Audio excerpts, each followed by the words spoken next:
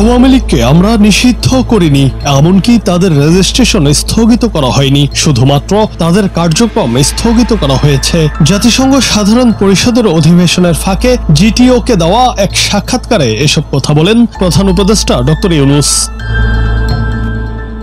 প্রধান উপদেষ্টা বলেন, কার্যক্রম স্থগিত হওয়ায় তারা কোনো রাজনৈতিক কর্মকাণ্ড করতে পারবে না। তারা একটি দল হিসেবে বৈধ, কিন্তু তাদের কার্যক্রম কিছু সময়ের জন্য স্থগিত করা হয়েছে। যে কোনো সময় তাদের কার্যক্রম সচল করা হতে পারে। এক প্রশ্নের জবাবে ডক্টর মোহাম্মদ ইউনূস বলেন, আওয়ামী লীগের নির্বাচনে অংশ নেওয়ার বিষয়ে নির্বাচন কমিশন ব্যাখ্যা দিতে পারবে। তারা বলতে পারবে নির্বাচনে কোন দল অংশ নিতে পারবে, কারণ তারা নির্বাচন অনুষ্ঠান করছে।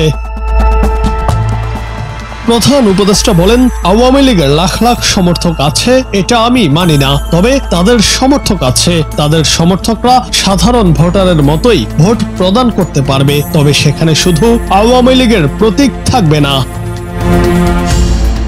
ডক্টর ইউনূস আরো বলেন, আওয়ামী লীগ নিজেদের রাজনৈতিক দল বললেও তারা রাজনৈতিক দলের মতো নিজেদের তুলে ধরতে পারেনি। তারা মানুষ হত্যা করেছে, এমনকি তারা যা করেছে তার কোনো দায় পর্যন্ত তারা নেয়নি। শুধু তাই নয়, তাদের এই কর্মকাণ্ডের জন্য তারা সবসময় অন্যকে দোষারোপ করেছে।